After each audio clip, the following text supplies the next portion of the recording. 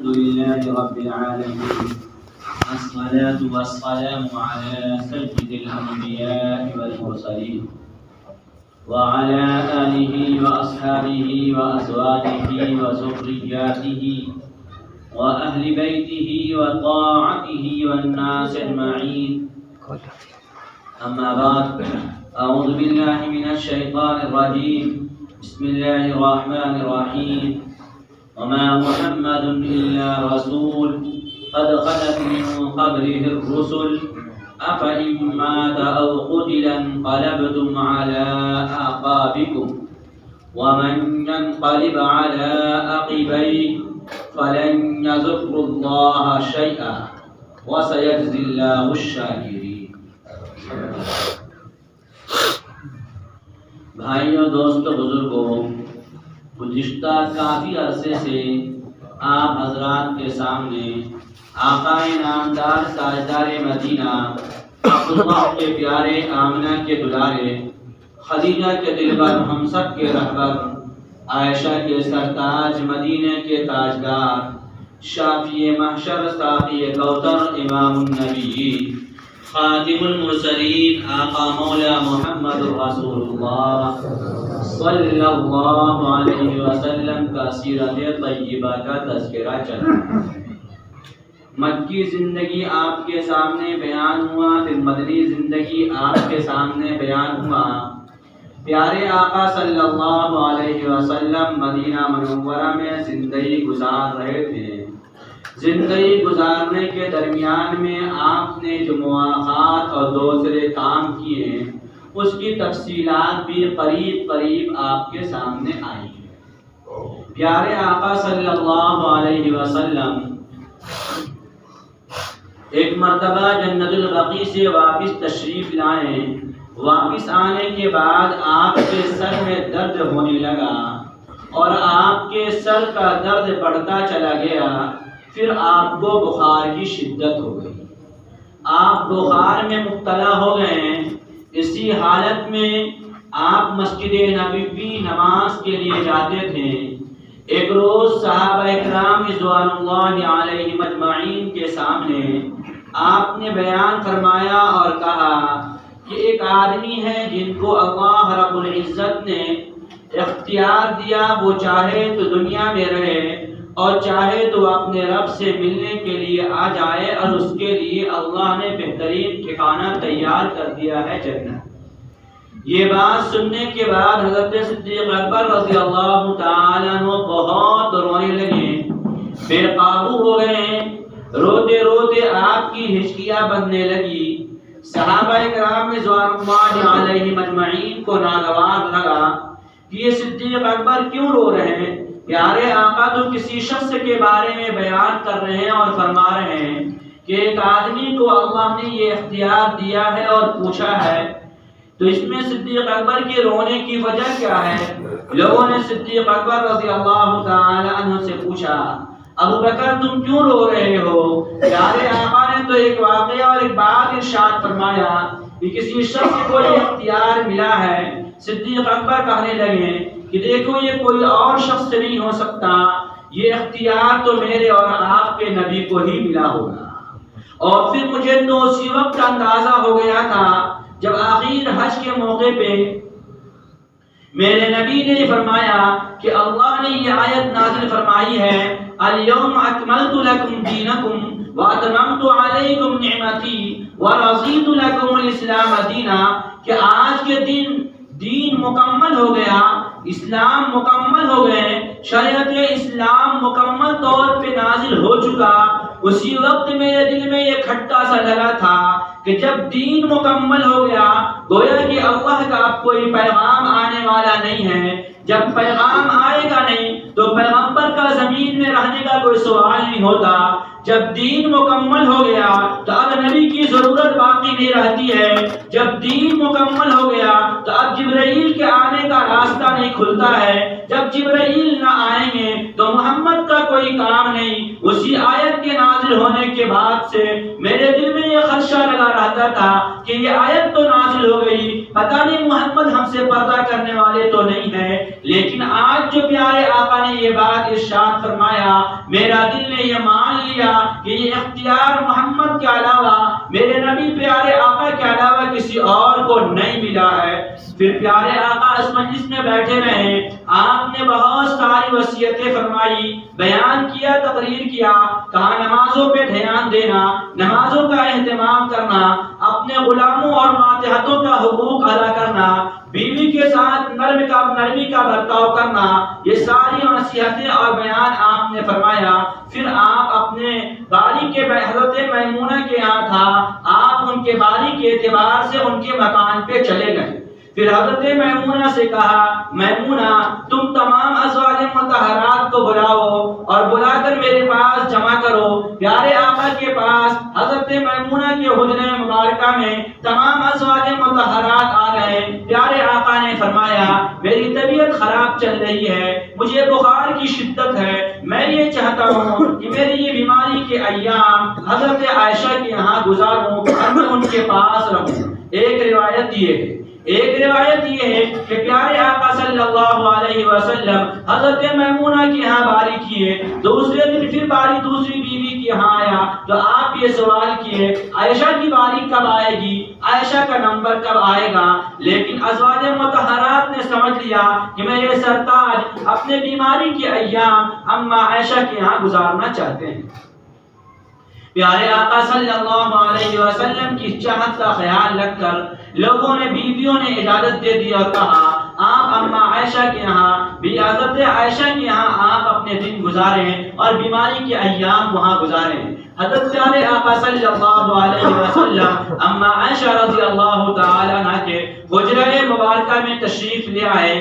بخار کی شدت تھی، یمنی چادر اوڑھے ہوئے تھے، ٹھنڈک لگ رہا تھا، کمبل کا چادر پہ چادر ڈالے جا رہے تھے۔ حضرت انس بیان فرماتے ہیں، میں آیا اور پیارے آقا کی کپکپی دیکھ کر میں آپ کے جسموں پہ لگ گیا اور لپٹ گیا تاکہ آپ کو سکون مل جائے، لیکن بخار اس قدر تیز تھا کہ آپ کے اوپر ہاتھ رکھنا مشکل ہو رہا تھا، محسوس یہ ہو رہا تھا جیسے کوئی آگ ہے۔ میں نے ہاتھ ہٹا لیا، پیارے آقا سے کہا، یا رسول اللہ صلی اللہ علیہ وسلم آپ کو بخار کی شدت ہے، بخار میں بہت تیزی ہے، آپ کو بہت زیادہ گرم بدن ہے۔ پیارے آقا نے فرمایا، ہاں ہمارے اوپر بخار تم عام انسانوں کے مقابلے میں دوہرا آیا کرتا ہے، اس لیے میرے بخار کی شدت ہے۔ اسی بخار کی شدت میں آپ وقت گزار رہے تھے اور مسجد نبوی نماز کے لیے جا رہے تھے، لیکن وہ گھڑی بھی آیا، وہ وقت بھی آیا کہ میرے اور آپ کے نبی اب مسجد جانے کے لائق نہیں ہے۔ پیارا آقا اپنے بسترے پہ اما عائشہ سے کہہ رہے ہیں، عائشہ ابو بکر کو کہو میرے جگہ پہ نماز پڑھائے۔ اما عائشہ نے کہا، میرا باپ رقیق القلب ہے، میرے باپ سے آپ کے مصلی پہ کھڑے نہیں ہوا جائے گا، آپ کسی اور کو کہیں نماز پڑھانے کے لیے، کوئی اور نماز پڑھا دے۔ پیارے آقا نے کہا، عائشہ ابو بکر سے کہو میری جگہ نماز پڑھائے۔ اما عائشہ نے کہا، پیارے آقا میرے سردار میرے ابا سے یہ کام نہیں ہوگا کہ آپ کے مصلی پہ ابو بکر کھڑے ہوں اور ابو بکر نماز پڑھائے۔ یہ بات ابو بکر کے اختیار میں نہیں ہے، ابو بکر نہیں کر پائیں گے۔ پیارے آقا نے پھر کہا، بلکہ غصے کے انداز میں کہا، عائشہ میں کہہ رہا ہوں ابو بکر کو نماز پڑھانے کو کہو، نماز کا وقت ہو رہا ہے۔ پیارے آقا کے کہنے پہ صدیق اکبر رضی اللہ تعالی عنہ مصلی نبوی پہ کھڑے ہو جاتے ہیں، نماز کے لیے تکبیر بولی جاتی ہے، صحابہ کی جماعت پیچھے کھڑی ہے۔ جو ہی حضرت ابو بکر کی آواز صحابہ کے کانوں سے ٹکراتی ہے کہ اللہ اکبر کی صدائے محمد رسول اللہ کی زبان کے بجائے یار غار صدیق اکبر کی آواز ملتی ہے، صحابہ بے قابو ہو جاتے ہیں، مسجد نبوی میں رونے کی آوازیں گونجنے لگتی ہے، صحابہ دہاڑے مارنے لگتے ہیں، در و دیوار سے رونے کی آوازیں گونجنے لگتی ہے کہ آج کیا ہو گیا، محمد کے جگہ ابو بکر کھڑے ہیں، آج کیا ہو گیا، نماز کے لیے بھی میرے نبی نہ آ سکے۔ پیارے آقا صلی اللہ علیہ وسلم نے صحابہ اکرام کو پردہ ہٹا کر کر دیکھا ابو بکر رضی اللہ تعالی عنہ نماز پڑھا رہے ہیں، صحابہ رونے میں مصروف ہیں، پیارے آقا کے مصلی پہ صدیق اکبر نے نماز مکمل کروایا، نمازیں پوری کی، پھر یوں ہی وقت گزرتا گیا، 17 نمازیں، اور سیرت حربیہ میں 21 نمازیں لکھا کہ صدیق اکبر رضی اللہ تعالی عنہ نے پڑھایا۔ مغرب کی نماز کا وقت ہوتا ہے، پیارے آقا صلی اللہ علیہ وسلم پردہ ہٹاتے ہیں، صحابہ سمجھ جاتے ہیں کہ محمد رسول اللہ مسجد آنا چاہتے ہیں۔ حضرت عباس اور دوسرے ایک صحابی جاتے ہیں، پیارے آقا صلی اللہ علیہ وسلم کو سہارا دیتے ہیں، پیارے آقا مسجد نبوی میں آنے کے لیے نکلتے ہیں۔ آپ کی مسجد نبوی اور حجرہ شریف کے چند قدم کے فاصلے ہیں، لیکن آپ سے چلا نہیں جا رہا، پاؤں زمین پہ رکھے نہ جا رہے ہیں، لیکن چاہت یہ ہے کہ اپنی امت کے ساتھ ایک مرتبہ میں نماز پڑھ لوں، اپنے امت کو ایک مرتبہ نماز پڑھا لوں۔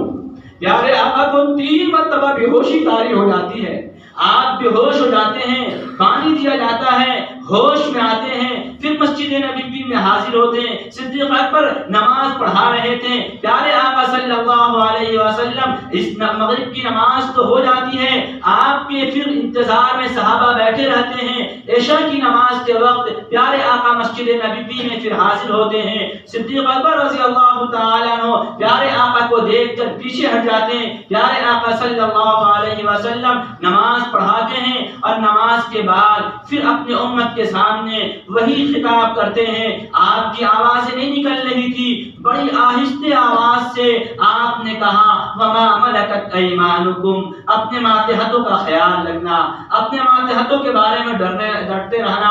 اور ایک بات ارشاد فرمائی، کہا دیکھو مجھے تمہارے فقر کا ڈر نہیں ہے، مجھے اس بات کا ڈر نہیں ہے کہ تمہارے اوپر تنگی آ جائے گی، مجھے اس بات کا ڈر ہے کہ تمہارے پاس فراوانی اور مال کی فراخی آ جائے گی، اس وقت تم آپس میں لڑ جاؤ گے، آپس میں بڑھ جاؤ گے، اور مال کی فراخی کی وجہ سے تم اس دین کے سے روگردانی کرنا شروع کر دو گے، مجھے اس بات کا تم سے ڈر ہے۔ پھر پیارے آقا صلی اللہ علیہ وسلم اپنے حجرہ مبارکہ میں تشریف لے آتے ہیں، آپ کی بیماری کی شدت بڑھ جاتی ہے، بخار اور تیز ہو جاتا ہے، سر کا درد بڑھنے لگتا ہے، آپ کی بے چینی بڑھتی رہتی ہے۔ صحابہ کی جماعت مسجد نبوی میں آپس میں بیٹھ کر باتیں کر رہے ہیں کہ پیارے آقا کی طبیعت کب ٹھیک ہوگی، پیارے آقا پھر ہمارے مسجد میں اپنے سے کب آنے لگیں گے، کب ہمیں آ کر نصیحت کرنے لگیں گے۔ حضرت فاطمہ رضی اللہ تعالی عنہ کو معلوم ہوتا ہے ابا جان کی طبیعت زیادہ خراب ہو گئی ہے، پیارے آقا کی خدمت میں حضرت فاطمہ دوڑی ہوئی آتی ہے، بھاگی ہوئی آتی ہے، اور پیارے آقا کی بے چینی دیکھ کر رونے لگتی اور کہنے لگتی ہائے میرے ابا، ہائے میرے ابا۔ پیارے آقا نے اپنی بیٹی کو روتے ہوئے دیکھا تو قریب کیا، کان میں منہ سٹایا اور کہا، حضرت فاطمہ اور رونے لگتی ہے، رونے کا انداز اور بڑھ جاتا ہے، سسکیاں بڑھ جاتی ہیں، ہچکیاں بن جاتی ہیں۔ صدیق پیارے آقا صلی اللہ علیہ وسلم نے پھر حضرت فاطمہ کے کان میں کچھ کہا، حضرت فاطمہ کے چہرے پہ مسکراہٹ آ جاتی ہے، حضرت فاطمہ ہنسنے لگتی ہیں۔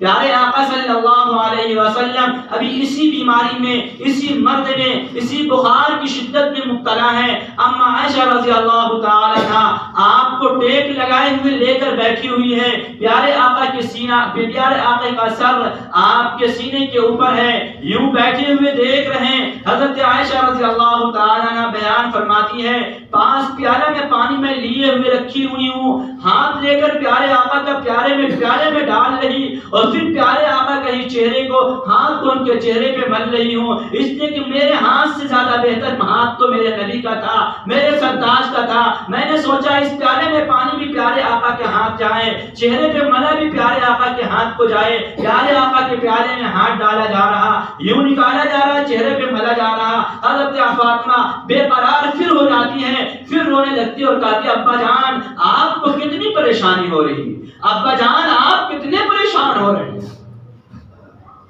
آپ کو کتنی تکلیف ہو رہی۔ پیارے آقا نے فرمایا فاطمہ آج کے بعد تیرے باپ کو دوبارہ پریشانی نہیں آئے گی، آج کے بعد اب تیرے باپ کو دوبارہ ایک شدت نہیں آئے گی۔ اتنے میں حضرت عبد الرحمن بن ابو بکر رضی اللہ تعالی حجرہ مبارکہ میں داخل ہوتے ہیں. پیارے آقا صلی اللہ علیہ وسلم کی زبان مبارک سے الفاظ اب نہیں نکل رہے ہیں، لیکن پیارے آقا عبد الرحمن کو دیکھنے لگتے ہیں. حضرت عبد الرحمن مسواک لے کر آتے ہیں. اب مسواک ان کے پاس دیکھ کر پیارے آقا یوں دیکھ رہے ہیں. اما عائشہ سمجھ گئی میرے سرتاج کو مسواک کرنے کی من کر رہا ہے، آپ کی چاہت مسواک کی ہو رہی ہے. پیارے آقا حضرت اما عائشہ نے حضرت عبد الرحمن جو آپ کے بھائی تھے ان سے مسواک لیا اور مسواک لے کر پیارے آقا کے منہ میں رکھا.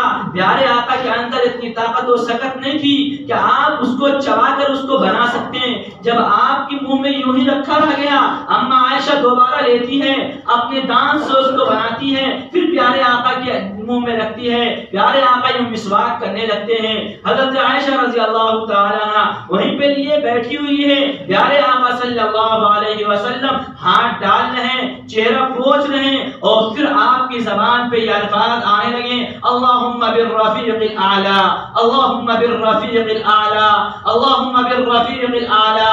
حضرت عائشہ فرماتی ہیں جب میرے سرتاج کی زبان سے یہ الفاظ نکلنے لگے کہ اب میں ملاقات کرنا چاہتا ہوں اپنے اعلیٰ رب سے، اپنے پروردگار سے، اپنے اعلیٰ دوست سے، میرے دل پھٹنے لگے، میں بے چین ہونے لگی. پیارے آقا صلی اللہ علیہ وسلم یوں ہی بے چینی و بے قراری میں رات گزارتے رہے. آپ کے بخار کی شدت بڑھتے رہے، آپ کی بے چینی بڑھتی رہی، آپ کے سر درد بڑھتا رہا. صبح کی نماز کا وقت ہو جاتا ہے، صدیق اکبر مصلی پہ کھڑے ہو جاتے ہیں. پیارے آقا صلی اللہ علیہ وسلم نے یوں پردہ ہٹایا، اپنے امت کو دیکھا اور آپ مسکرائے. صحابہ نے آپ کی مسکراہٹ کو دیکھ کر پوری مسجد نے محسوس کیا کہ کوئی روشنی پھیل گئی. یوں بیان فرماتے ہیں ایسا لگنے لگا کہ اب تو سارے لوگ خوشی کے مارے نیت توڑ دیں گے. لیکن میرے نبی آخر وقت میں اپنی امت کو دیکھ رہے تھے کہ ہاں میری امت نماز میں مصروف ہے، میری امت اتحاد میں مصروف ہے، میری امت عبادت میں مصروف ہے اور مسجد میں موجود ہے. پیارے آقا صلی اللہ علیہ وسلم نے یوں پردہ ہٹایا، پھر پردہ بند کر دیا. پیارے آقا صلی اللہ علیہ وسلم یوں لیٹے ہوئے ہیں اور آپ مسواک کر رہے ہیں. نماز ہو جاتی ہے، لوگ نماز سے فارغ ہو کر کوئی اپنے کام میں چلے گئے، کوئی کہیں چلا گیا. صدیق اکبر رضی اللہ تعالیٰ عنہ بھی اپنے آرام گاہ چلے گئے. ادھر پیارے آقا صلی اللہ علیہ وسلم کے پاس اما عائشہ موجود ہے، حضرت فاطمہ موجود ہے. ابا کی بے چینی دیکھ کر بے قرار ہو رہی ہے، رو رہی ہے اور فریاد کر رہی ہے ابا جان آپ کو کتنی بے چینی ہے. اما عائشہ رضی اللہ تعالیٰ عنہ بیان فرماتی ہے خدا کی قسم میں نے کسی کو اس طریقے سے انتقال کرتے ہوئے، دنیا سے جاتے ہوئے اتنا قریب سے نہیں دیکھا تھا جتنا قریب سے میں نے اپنے سرتاج کو اپنے سینے سے لگا کر دیکھا. پیارے آقا صلی اللہ علیہ وسلم ابھی اسی حال میں ہیں اور آپ کی زبان کچھ بول رہی ہے لیکن آواز نہیں نکل رہی ہے. وہ وقت بھی آتا ہے، وہ گھڑی بھی آتے ہیں، وہ لمحات بھی آتے ہیں کہ وہ نبی جو سراپا مجسمہ تھا، رحمت کا مجسمہ تھا، وہ نبی جن کے اوپر لوگ جانوں کو نشان کرتے تھے، آج وہ سورج جس کو اللہ نے پیدا کرنے کا اعلان کر دیا اور یہ ارشاد فرما دیا اگر محمد کو پیدا کرنا نہ ہوتا تو آسمان و زمین کو پیدا نہ کرتے. آج یہ محمد رسول اللہ صلی اللہ علیہ وسلم کا سورج غروب ہو جاتا ہے اور آپ ہمیشہ کے لیے اما عائشہ کی گود میں سر رکھے ہوئے دنیا سے چلے جاتے. آپ کی روح پرواز کر جاتی ہے، آپ کی روح نکل جاتی ہے. جب پیارے آقا کی روح نکل گیا، حضرت اما عائشہ رضی اللہ تعالیٰ عنہ لٹایا اور لٹا کر یمنی چادر ڈال دیے. اب مدینہ کے اندر یہ اعلان برپا ہو گیا. حضرت عمر رضی اللہ تعالیٰ عنہ آتے ہیں اور آ کر یوں چادر اٹھا کر دیکھتے ہیں، حضرت مغیرہ ساتھ میں تھے. پیارے حضرت عمر نے یہ دیکھا، حضرت مغیرہ نے کہا کیا ہو گیا؟ پیارے حضرت عمر یوں دیکھتے دیکھتے کہنے لگے خدا کی قسم محمد پھر بھی ہوش ہو گئے.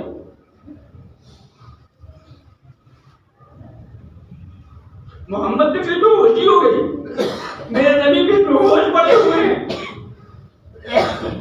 حضرت مغیرہ نے کہا نہیں عمر مجھے محسوس ہو رہا میرے نبی اب نہیں ہے. حضرت عمر نے کہا اگر کسی نے یہ بات اب دوبارہ کہہ دیا تو عمر برداشت نہیں کر سکتا، عمر اس کے تلوار سے گردن کاٹ دے گا۔ محمد دنیا سے نہیں گئے ہیں، یہ تو بے ہوش ہے۔ مدینہ میں اب کوہرام پڑتا ہوں۔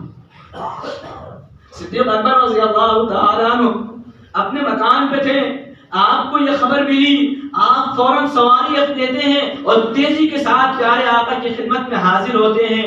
آیا، چادر اٹھایا، پیارے آقا کے چہرے کو بوسہ دیا اور کہنے لگے میرے رسول، میرے نبی، میرے یارغار، میرے دوست، آپ مجھے چھوڑ کر اپنے دوست سے ملنے چلے گئے؟ آپ نے امت کو یتیم چھوڑ دیا، آپ چلے گئے، آپ دنیا میں سارے لوگوں امت کو چھوڑ کر آپ اپنے دوست سے ملنے چلے گئے۔ حضرت فاطمہ کہنے لگی میرے ابا کو جنت پسند آ گیا، میرے ابا کو جنت پسند آ گیا، میرے ابا اپنے جنت میں چلے گئے۔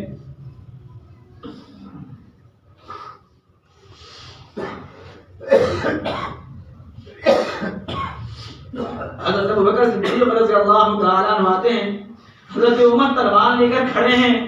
حضرت ابوبکر نے سلام کیا حضرت عمر کو، حضرت عمر نے کہا آج جو کہے گا محمد کا انتقال ہو گیا میں اس کا سر قلم کر دوں گا۔ حضرت ابوبکر صدیق رضی اللہ تعالیٰ عنہ نے سارے مجمع کو مسجد نبوی میں جمع کیا اور فرمایا وما محمد الا رسول قد خلت من قبله الرسل افإن مات او قتل انقلبتم على اعقابكم ومن ينقلب على عقبيه فلن يضر الله شيئا۔ محمد ہمارے نبی جو انتقال کر گئے، دنیا سے پردہ کر گئے، اگر رسول کا قتل ہو جائے یا موت واقع ہو جائے تو وہ بھی کہ انسان تھے، جس طریقے سے اور نبی آئے اور انتقال کر گئے یہ بھی چلے گئے۔ جو محمد کا عبادت کرتا تھا وہ سن لے، ان کا انتقال ہو گیا۔ جو خدا کی عبادت کرتا تھا وہ اپنے دین پہ قائم رہے، اگر تو پھر جائے گا محمد الا رسول قد خلت من قبله الرسل، جیسا کہ پہلے بھی رسول آئے، افإن مات، کوئی انتقال کر گئے، کوئی قتل کر دیے گئے، اور قتل انقلبتم علی اعقابکم، اگر کوئی پیچھے مڑ جائے گا، دین سے پھر جائے گا، دین اسلام کو چھوڑ دے گا، ومن ينقلب علی عقبیہ، کوئی کسی کا نقصان نہیں کرے گا، وہ اپنا نقصان کر دے گا۔ فلن یضر اللہ شیئا، اللہ کو کوئی نقصان نہیں پہنچا سکتا، اللہ تو بے نیاز ہے، سارے لوگ پھر جائیں تو پھر جائیں، میرے رب کو کوئی نقصان نہیں ہوگا۔ صدیق حضرت عمر رضی اللہ تعالیٰ عنہ کہتے ہیں کہ صدیق اکبر نے جب اس وقت یہ آیت پڑھی مجھے ایسا محسوس ہوا کہ شاید یہ آیت ابھی نازل ہو رہی ہے، ابھی یہ آیت نازل ہو رہی ہے۔ مدینے کے اندر ایک کوہرام سا برپا ہے، ہر ایک آدمی پریشان ہے۔ پیارے آقا صلی اللہ علیہ وسلم پردہ کر گئے، نبی جہاں وفات پاتے ہیں ان کا قبر وہیں ہوتا ہے۔ پیارے آقا صلی اللہ علیہ وسلم کے وفات کے بعد مدینے میں ایک کوہرام برپا ہے، کوئی کسی کے پرسان حال نہیں، ہر ایک آدمی بے چینی کے عالم میں ہے، ہر ایک آدمی پریشانی کے عالم میں ہے۔ اب پیارے آقا صلی اللہ علیہ وسلم کے چہرے انور کو آخر بار اب صحابہ کی جماعت دیکھنے کے لیے آ رہی کہ اب دوبارہ دیکھنا نصیب نہیں ہوگا، اب دوبارہ اس چہرے انور کے اوپر نظر نہیں کر پائیں گے، جن کو دیکھ کر صحابہ کا سارا غم ہلکا ہو جایا کرتا تھا، جن کو دیکھ کر سارا صحابہ کا ساری بے چینی ختم ہو جایا کرتی تھی، جن کو دیکھ کر صحابہ کا سارا درد کافور ہو جایا کرتا تھا، آج وہ آخری بار چہرہ دیکھنے کے لیے آ رہے ہیں، ہر ایک چادر اٹھا رہے ہیں، پیارے آقا کے چہرے کو دیکھ رہے ہیں اور چلے جا رہے ہیں۔ وہ وقت بھی آتا ہے، وہ گھڑی بھی آتی ہے، پیارے آقا کی قبر مبارک تیار ہو جاتا ہے، قبر مبارک میں پیارے آقا کو اتارنے کے لیے اب جنازہ اٹھا لیا جاتا ہے، پیارے آقا صلی اللہ علیہ وسلم کو قبر مبارک میں ڈال دیا جاتا، مٹی پاڑ دی جاتی ہے۔ کیا گزرا ہوگا صحابہ کی ذات پہ اور کیا گزرا ہوگا صحابہ اکرام کے حقیقت پہ، چونکہ وہ اس صحبت میں رہ رہے تھے، اس صحبت میں دیکھ رہے تھے، سارے لوگ مٹی دے کر واپس آ گئے۔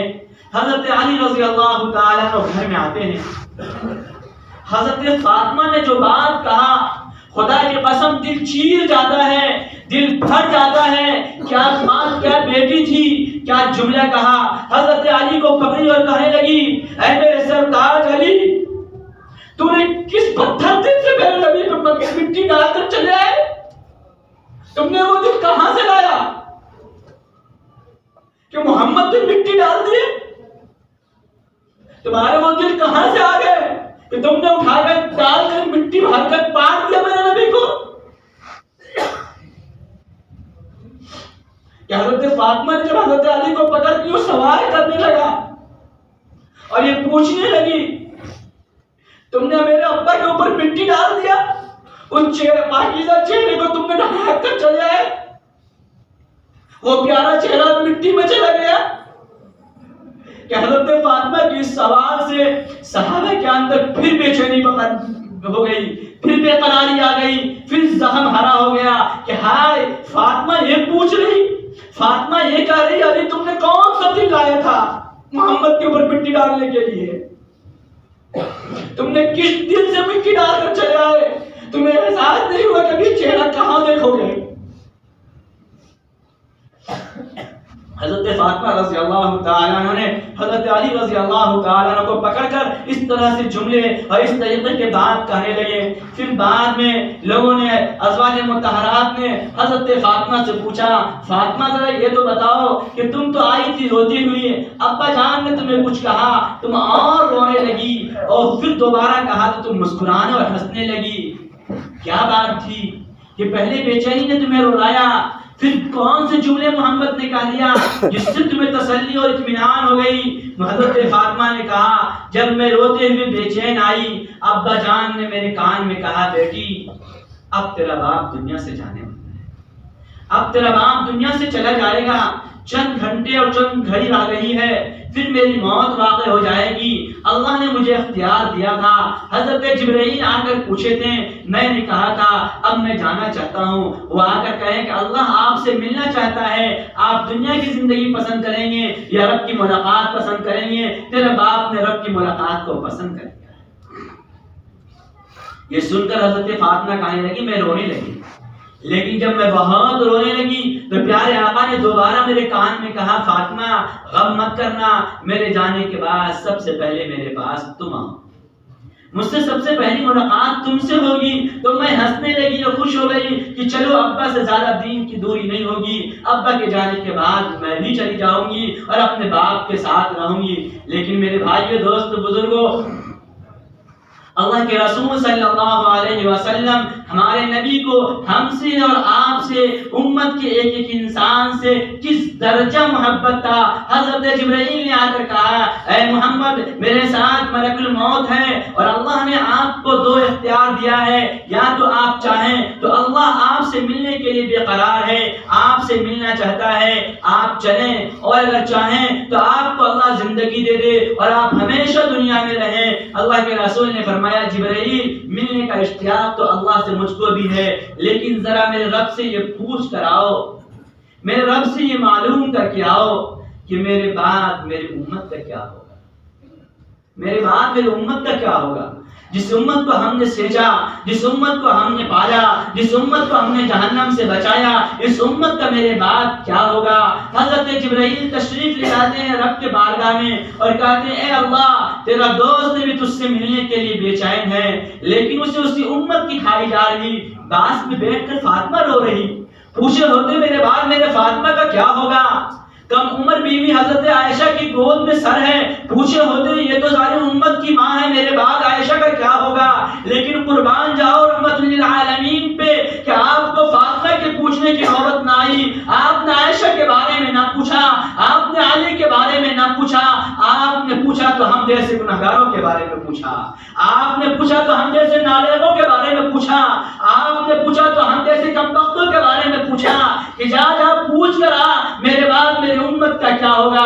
حضرت جبرائیل جاتے ہیں، میرا رب کہتا ہے اے جبرائیل جا کر میرے نبی سے کہہ دو کہ آپ کے بعد آپ کی امت کو میں بے سہارا نہیں چھوڑوں گا، آپ کی امت بے سہارا نہیں ہوگی، آپ کی امت کا میں سہارا بنا رہوں گا، آپ کی امت کو میں تھامے رکھوں گا جب تک یہ امت دو کام کرتے رہے گی۔ میرے نبی نے فرمایا تھا میرے بعد میری امت عزت پہ رہے گی جب تک وہ دو چیزوں کو اپنائی ہوئی ہوگی، ایک تو کتاب اللہ اور ایک سنت رسول اللہ۔ یہ دو چیزیں میں چھوڑ کر جا رہا ہوں، اس کو اپنائے رکھو گے، دنیا کی کوئی طاقت تمہیں ترچھی نگاہ سے نہیں دیکھے گی۔ میرے بھائی دوست بزرگوں، میں کسی کے اوپر فتویٰ نہیں لگا سکتا، آپ تنہائی میں بیٹھ کر غور کرنا ہمارا رشتہ ان دونوں کتابوں سے، ان دونوں تعلیموں سے کتنا ہے۔ اللہ ہمیں اور آپ کو سمجھ کے توفیق عطا فرمائے، باقی باتیں انشاءاللہ آئندہ۔